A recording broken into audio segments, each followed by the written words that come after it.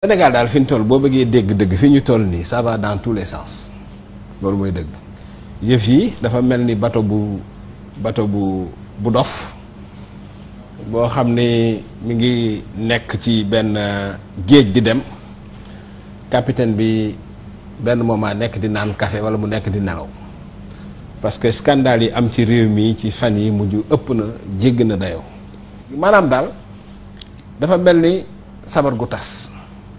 wala làmb guy soog a tas yëf yi moom ça va dans tous les sens. na ñoom aussi seen niveau de responsable dañoo gis ni peut-être yëf yi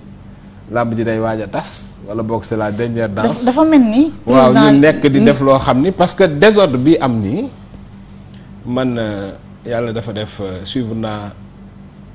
pouvoir Ablaye ba mu jeex suivre naa aussi ay nguur yu bari ci réew yu bari mais désordre bi li muy nuróol mooy réew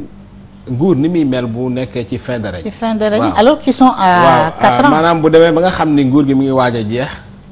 ku nekk di wut fooy dóor sa bopp ni muy mel noonu la nguur gi mel. mais dafa mel ni te Macky Sall ñu ngi koy soog a fa